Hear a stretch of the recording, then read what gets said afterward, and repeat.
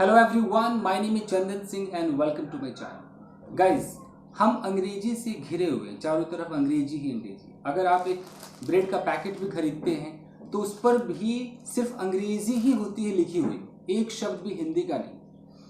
तो जो बिगिनर्स है, जो नहीं जानते हैं बहुत सारे वर्ड्स, वो क्या करें कि घर में जितनी चीज़ें हैं उनसे भी आप वर्ड्स मीनिंग सीख सकते हैं। उस वर्ड्स को देखिए और डिक्शनरी में ढूंढिए और उसे इस्तेमाल कीजिए। जैसे मैं डेमो के तौर पे आज आपके सामने एक ब्रेड का पैकेट लाया हूँ। अब इसमें हमें क्या कुछ सीखने को मिल सकता है वो भी देख लीजिएगा। तो एक ब्रेड के पैकेट से भी हम बहुत कुछ सीख सकते हैं। तो चलिए मैं आपको कुछ वर्ड्स इसमें दिखाता हूँ। गाइस, सबसे पहले तो ये सेक्शन है। इस सेक्शन के अंदर भी हमें बहुत कुछ सीखने को मिलेगा। मैं आपको यहाँ पर पढ़ के सुनाता हूँ।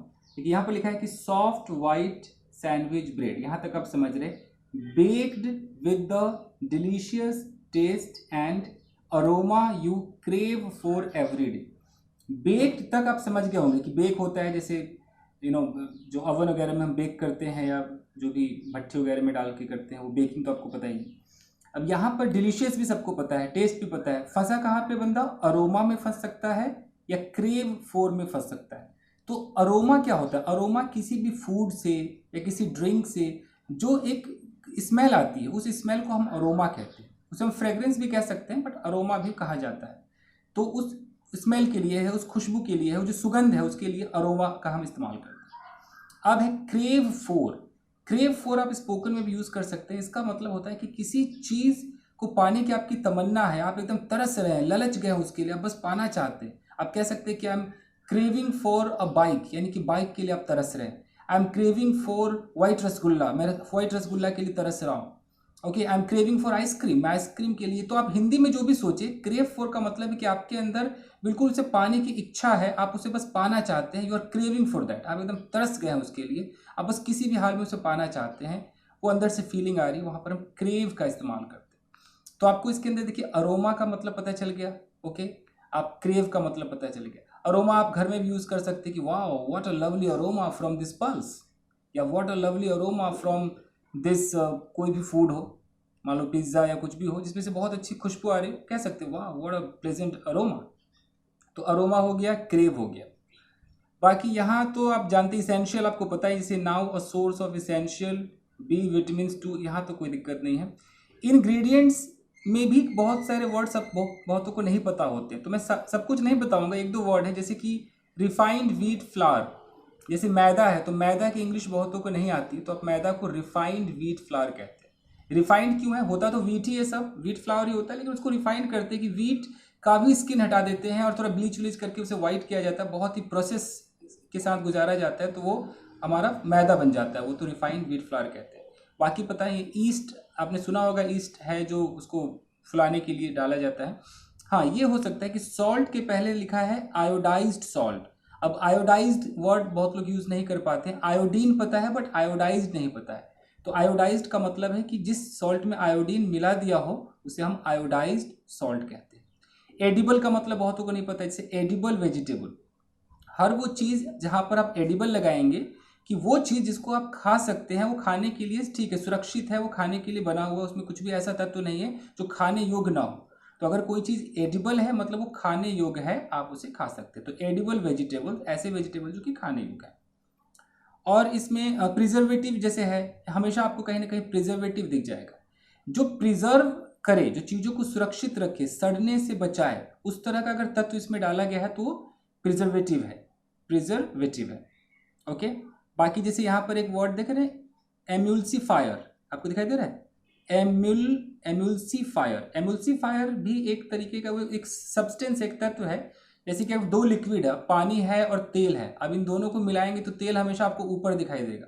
तो दोनों लिक्विड एकदम मिल जाए, मिक्स हो जाए, तो उसके लिए एम्यूल्सिफायर डालते हैं ताकि वो एकदम मिश्रण उसका हो जाए। खैर ये सब तो टेक्निकल चीज़ें ही, आपको नहीं बताऊंगा। तो कुछ वर्ड्स यहाँ से मिल गए। अब जैसे ये वर्ड है जो वो मैं बता रहा हूँ कि जो आप यूज़ कर सकते हैं। जैसे यहाँ पर लिखा है एनरिच्ड विद, इसका आप इस्तेमाल आराम से कर सकते हैं स्पोकन में भी। एनरिच्ड, कोई भी फूड अगर एनरिच्ड है, इसका मतलब कि वो समृद्ध है, यानी कि वो भरा हुआ है। अगर मैं बोलूँ कि this food is enriched with B vitamin, तो जितने भी बी कॉम्प्लेक्स में विटामिन होते हैं, चाहे वो B3 हो, B12 हो, B6 हो, उन सबसे भरपूर है।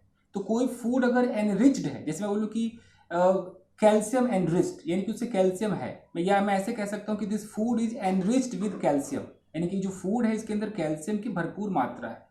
तो कोई फूड अगर एनरिच्ड है यानी कि वो फलाने चीज से भरा हुआ है, उसके अंदर वो चीजें पाई जाती हैं, इसलिए वो एनरिच्ड वर्ड का इस्तेमाल करते हैं। तो एक एनरिच्ड आपको मिल गया। ऐसे आपको कई वर्ड्स मिलेंगे, जैसे यहाँ अगर मैं आपको दिखाऊं,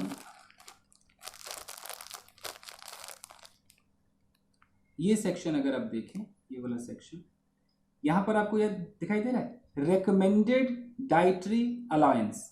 अब रेकमेंडेड का मतलब क्या होता है? जो चीज रेकमेंड किया गया हो, एडवाइज किया गया हो कि ऐसा ही आपको करना है, वो होता है रेकमेंडेड। डाइटरी क्या होता है? जो डाइट से रिलेटेड हो, जो आहार से रिलेटेड हो, उसको हम डाइटरी कहते हैं। अलायंस के कई मतलब है, लेकिन यहाँ अलाउंस का मतलब है कि ये चीज अलाउ है कि आपको इतना करना है। यानी कि रेकमेंडेड डाइटरी अलायंस है कि ये क्या क्या होना चाहिए, इस फूड के लिए क्या क्या होना चाहिए। तो vitamin B1, B3, B6, B12 and folate.